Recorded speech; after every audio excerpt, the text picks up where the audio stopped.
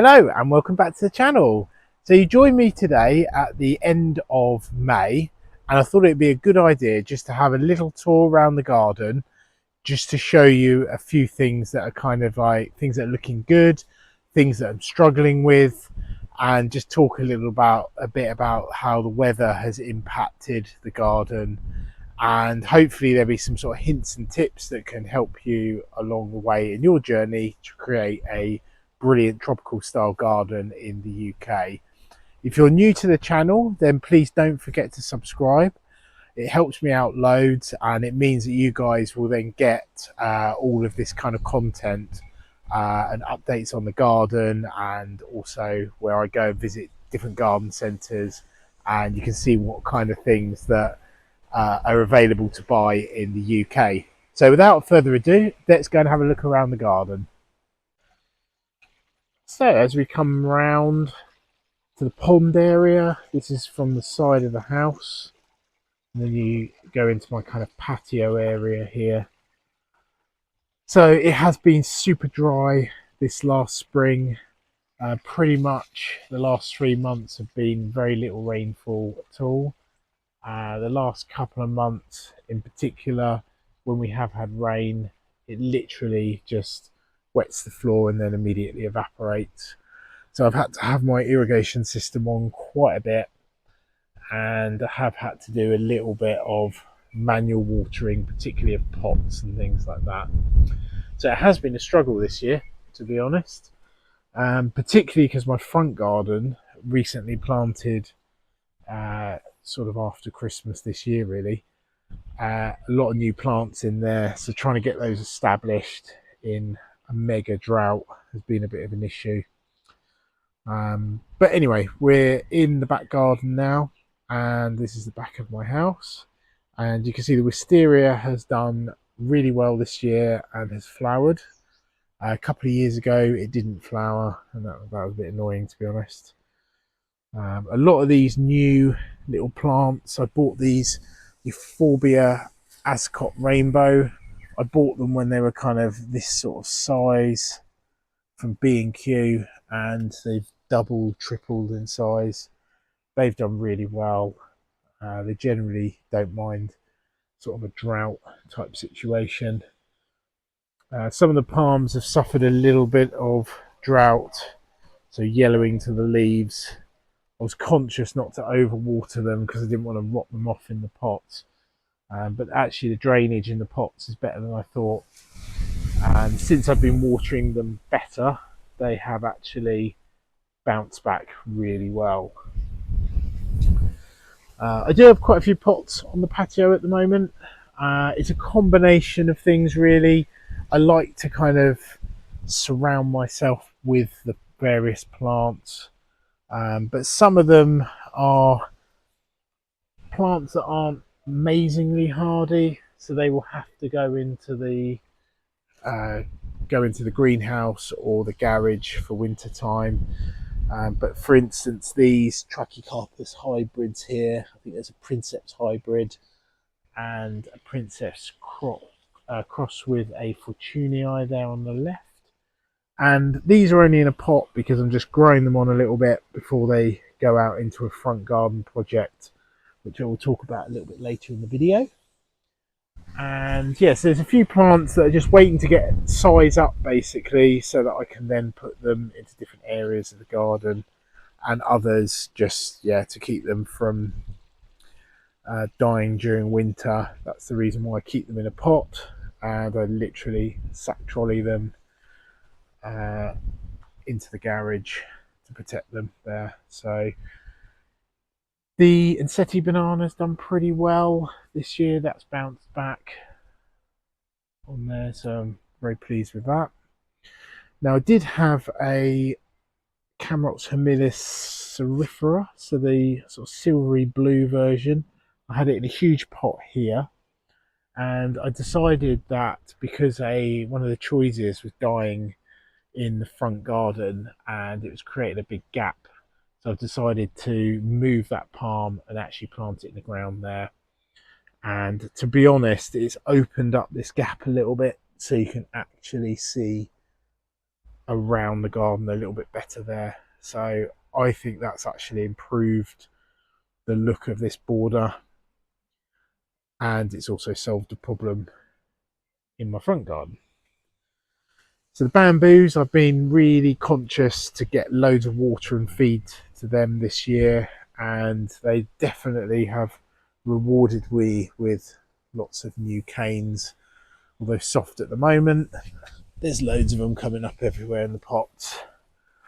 So a little bit disappointed with this palm grass here.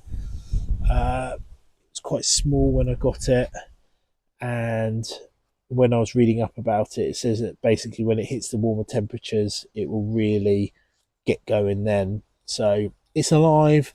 It looks okay at the moment, but it should be about a metre tall by the end of the summer, hopefully. I had a little packet of nasturtium seeds that I had from last year, and to be honest, I forgot to sow them. So I thought I'd give them a go this year, and they're all coming up already. So that's pretty cool. So a bit of a trial there. These work quite well. I might actually plant them in amongst the borders next year to try and sort of fill in some of the gaps and stuff. The lilies are looking a bit small at the moment. I think because they haven't had a lot of nutrients and a lot of rain really to sort of bulk them up. So this is my little kind of courtyard area, which I'll just briefly take you into. We've got a flower on the cordyline there. And the good thing about the cordyline, when they flower, you can see there's that's the new growth point there. So that will come up and continue to grow. So over the back here, just go around this fascia. We have a Musa basjoo in the background there, planted out last year. And the idea of that is it's going to come up and leaf up in the middle here. So we get these big leaves coming up. And to be honest, the stem will be protected by all these kind of fascias around it. So I'm going to use it as a bit of an experiment just to see whether, for instance, if I don't wrap that stem, whether it can survive, because it's protected with fencing and with the back of my bar area. And so it should be all right during winter, unless it's a mega harsh winter, which I might throw a bit of fleece over it or something. These fascias, I must say, this is the regular fascia japonica, and they're massive. They must be touching on nearly 3 meters now. So at least 2.5 meters on there. This one's probably nearer 3. So they're really impressive. I just wonder how big eventually they will get. So a few flowers that I'm going to point out in the garden. So I do grow some peonies, which are really quite funky colours there, and I really like the leaf form on these. These were left over from the previous design of the garden when it was much more of a cottage garden style planting. So there was a few things that were left. The Italian cypress was part of the original design before I changed pretty much all of the underplanting there. So as we head up the walkway here, really pleased with these alliums. I'm not sure which variety they are, but they are one of the bigger varieties. I think they're probably like ambassador or yeah, I'm not sure, probably ambassador. I would have think on there. So we do have, this is a poisonous plant here, which is wolfsbane aconitum, but it does have a really cool flower on it. So it is super poisonous, so definitely have to handle with gloves on that one. In the background there on the fence, you have a passion flower, which is just starting to get going, but it actually got quite, I don't know, frosted off this year. I really didn't like it, so it set it back quite a bit. The cannas are definitely on their way up now. So we've got all kinds of different varieties planted around the garden. This is up to my sort of second kind of pond area, and we have a Patio camouflage there, and I would say that has doubled in size since I put it in. So it went in at kind of February time. That's looking really good. Gunnerer is loving the moisture from the pond.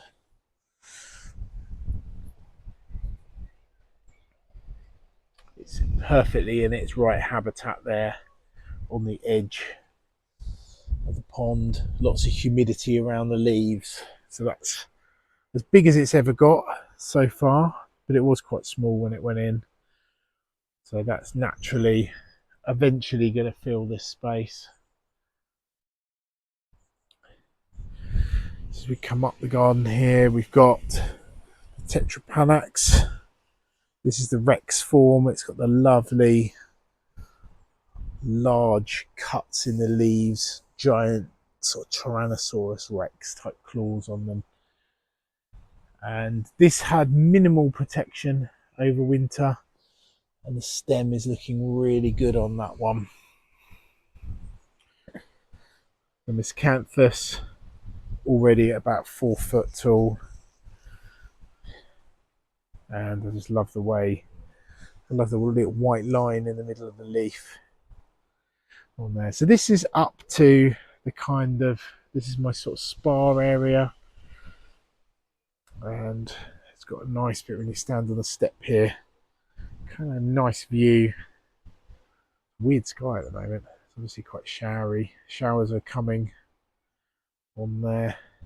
So we have a Butiagris erythropatha, which has it's come through the winter. It did have some damage with some of the leaves, which I've had to trim off, but we have got, I think there is 3 new leaves coming up out of the middle at the moment, so it hasn't spear pulled.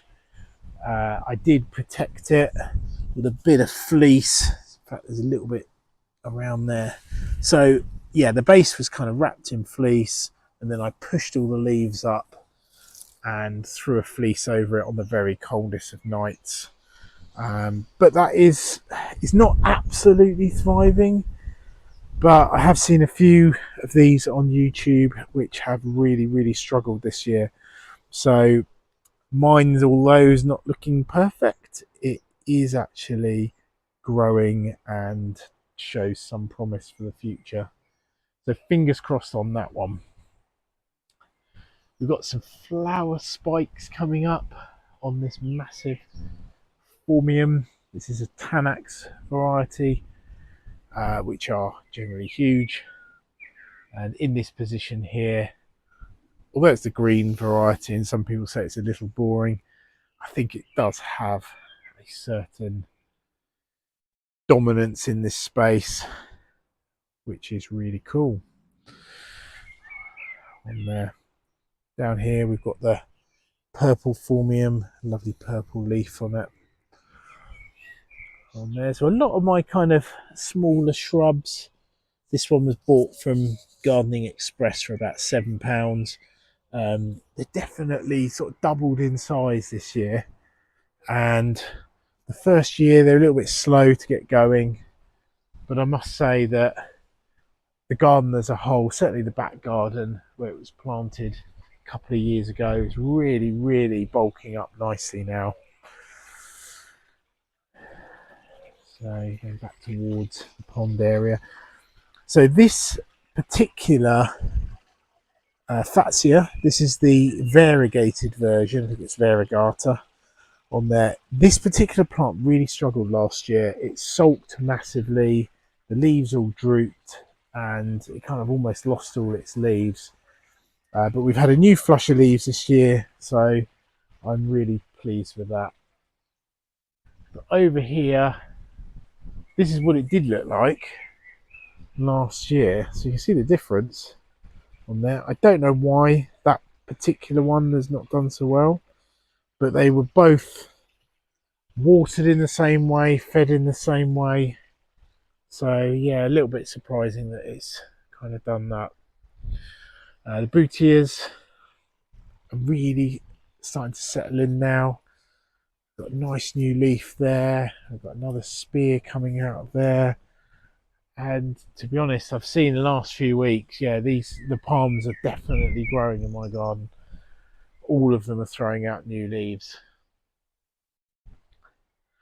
on there. A little minor tweak down here. So I've got my Yucca rostratas and Thompsonia, which is the one in the background there. They've been putting out new leaves. I did have a sedum down here, but the blackbirds just continually just pecked it and ate it, and then I put some mesh over it last year and that protected it for a bit, but then I was like, it just looks ugly with the mesh on it, so I've decided to put some of these semps in, some semperverniums I think they're called, and these ones are like giant varieties. There's 3 in there, and I've put some down near the pond area as well. This is my kind of arid bed type area with the sand and everything. So the back border, not too many changes on the back border this year, but we've got this tetrapanax in a pot, which basically I'm growing on to put somewhere else in the garden. The big one in the background, which I'm pretty sure is the regular form rather than the Rex. The leaves look a little bit more kind of rounded, and the slots in the leaves are definitely not as big on there. So this border is always quite slow to mature in the spring. You usually find the rest of the garden, everything kind of leaves up really quickly, and this one tends to be a little bit slower on there, even though it's sort of south facing. But it's generally the types of plants I've got in here. So the things like the gingers, which are in there. Obviously, there's a big kind of patch of wood chip around them at the moment, but they will soon fill that particular area, and hopefully we get some nice flowers on them this year. Euphorbia's got massive now from when it was really small, definitely quadrupled in size. Now, highlighting this border at the moment is these beautiful red hot pokers. Absolutely stunning flowers on those. Brilliant colours, and they're literally about nearly 5 foot tall, and they really add an extra feature to this garden. Okay, so this area around here is my kind of, it's my dumping ground really, but I've got a palm which is recovering here. You can see the spear growing in the middle, and I've got all my kind of seedlings, my seedling palms there that I grew a few years ago, and then I'm growing on some various persicarias and stuff for my garden show, and generally I have like kind of odds and sods type plants there. So this area here, which is just around the corner from my greenhouse and stuff, I've trimmed back the lilac here.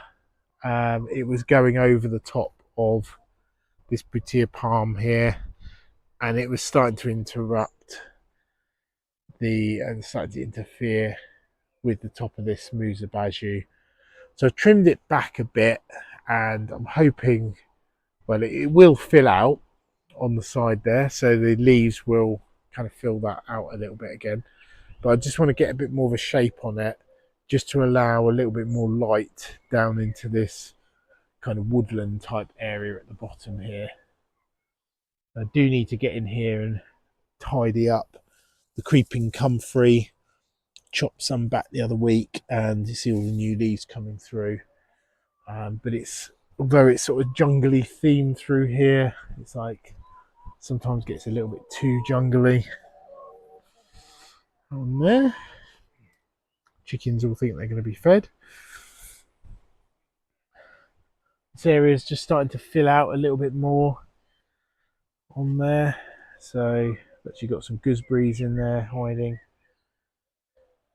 loquat tree, and we're just waiting really. These Rebeckias at the front here, they basically grow up, cover the pots here, and this is a phoenix palm which I'm growing on, and the reason why it's elevated is to give it a little bit of height, and the idea is I will keep that in a pot for a bit. I eventually probably have to sell it because it'd be too big for the garden, but at the moment it's just to fill this space, and the plant around the bottom of it will basically fill it all in. So this goes round into my fire pit area. So initially it goes to this little garden arbour surrounded by hostas, alocasia and all kinds of things down there. So one thing I need to do here is I need to trim back this bit of eucalyptus on this bit here. So I need to trim that back just to allow some light through to this banana plant here. And also I've got a flowering currant to the side here which needs to be trimmed back as well. I just like to try and maintain the gap there, mainly because it's allowing the light to go down, and of course we want to encourage all of these pups to basically grow up into this section. And then, to be honest, once these get higher, I can let the bushes kind of fill in a little bit, and they will help to protect the stems during winter because all the foliage will be a lot higher up.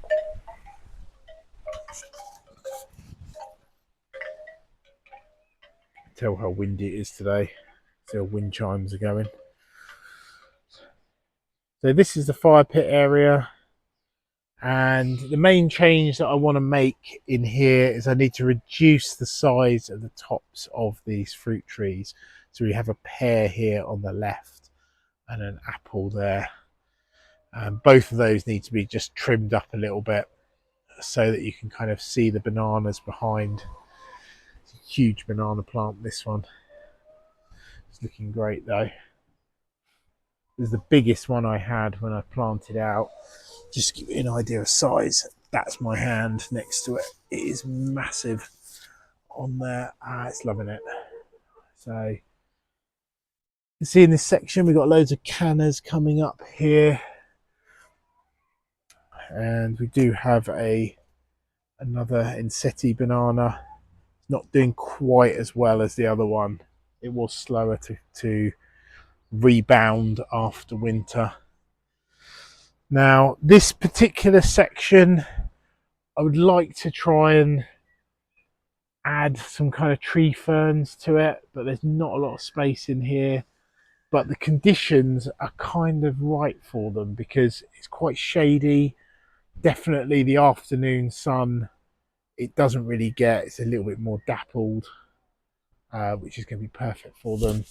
And I do have pop-ups that come up around this section, so it will get sprayed with water every time the irrigation system's on. But it's just trying to work out really how these tree ferns are going to fit into this space. So I might need to redesign the shape of the border a little bit. Certain things like this Washingtonia palm could move to other areas of the garden. It might even move to where that phoenix palm is on there. It is incredibly heavy though, so lifting it's going to be a challenge. But I've ordered 3 tree ferns from Seagrave Nurseries. So I ordered a 4-foot, a 3-foot and a 2-foot, and they should be coming at the beginning of June, so a couple of weeks time they should be here. And the plan is to put those into some pots, grow them on this year, and then plan where they're going to go next year. But this is a probable area that they're going to go in. It's just another view of the garden here.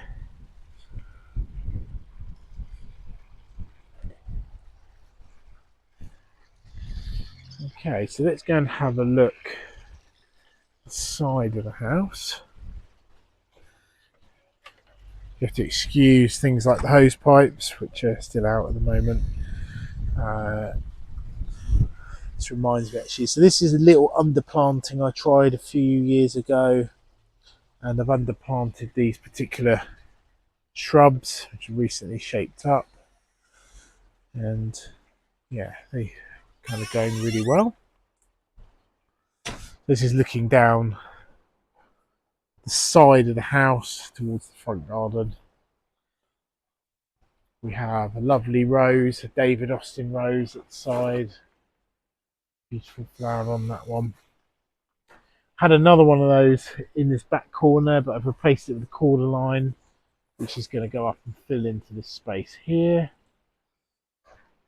And again, a load of pots that potentially are going to be either going in the ground or moving to other areas of the garden. And there.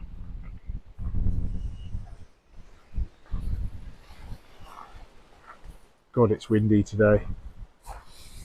So I do have these little borders which kind of hug the actual side of the building, and you can see a lovely red rose.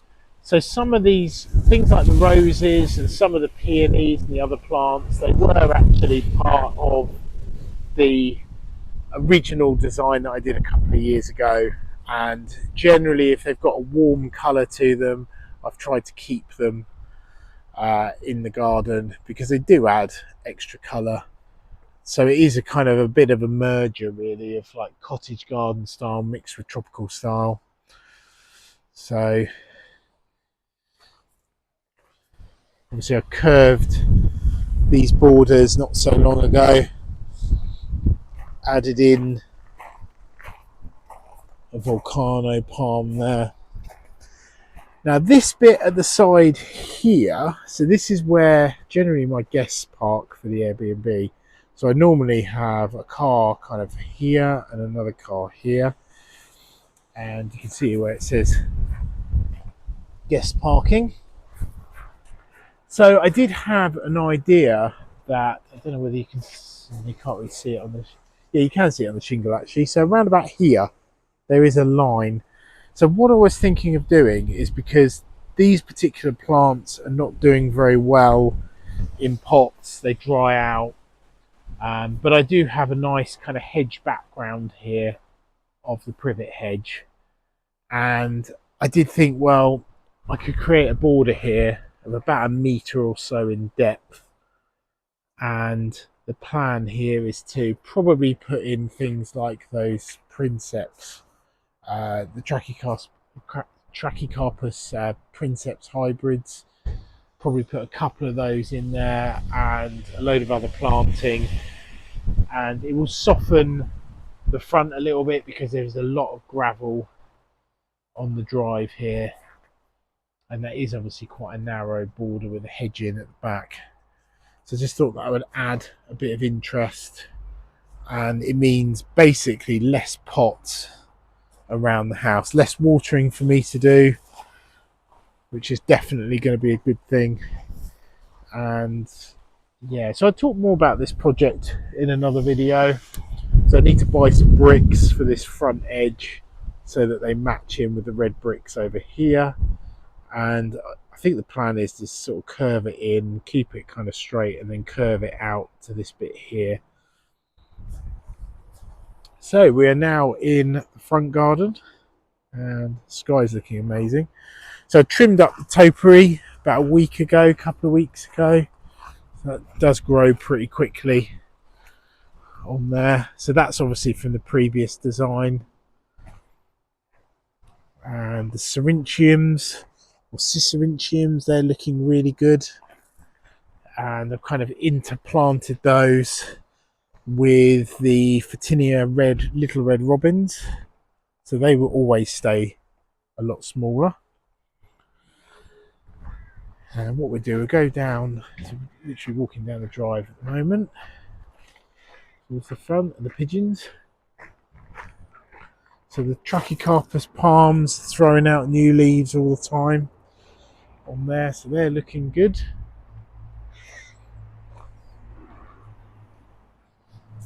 This is my biggest phoenix palm. And what's really interesting is as this one's grown, the leaves have kind of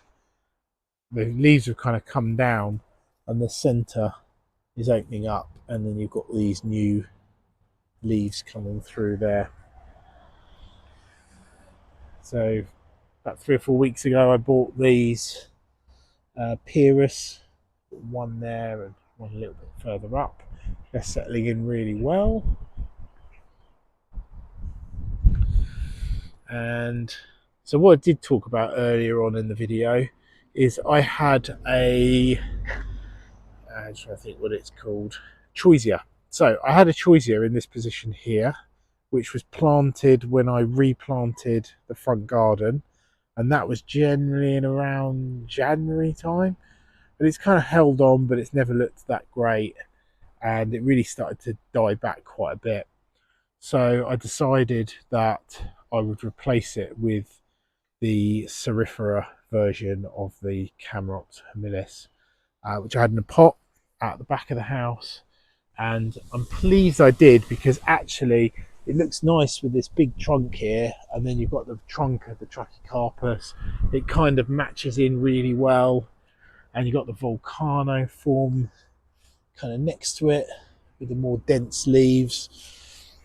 And basically I've put that on a little bank, and in front we've got the Japanese forest grass, which kind of runs all the way around here and into this section here as well. So the idea of that is the grass will come up and it will kind of tumble over the edge there. So you can see how dry it is in the front garden. This is a Portuguese laurel. You can see where it's wilting with its dryness there. But yeah, front garden's looking really good. Obviously everything's fairly newly planted, literally about 3 to 5 months ago. My little seating area. So everything is growing well, I would say. There's not been many casualties in the front garden. And now we're getting the kind of the existing flowers of the peonies here. Bumblebee. Look at that bumblebee, amazing. And the Johnson blue geranium beneath it. So you're getting the combination of the existing cottage garden style planting with the kind of newer tropical style there. So still waiting for this. This yucca is bouncing back, but it is very slow on there. I think that's going to take all summer to bounce back. Bananas, they're growing away there. Now I think with the cordyline, I've got 2 cordyline here. This smaller one was bought to replace this bigger one, because I'm not sure whether, I think the root system got really wet on this one, and I've got a feeling it's going to be, I think it's dying back on there. It's not particularly stable.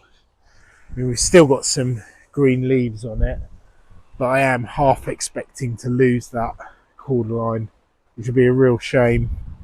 I bought 2 on discount, and one of them's thriving and this one's just not looking that great.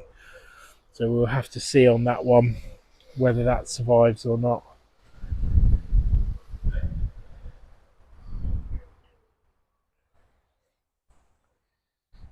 And we've got the echiums on there, which grew from seed.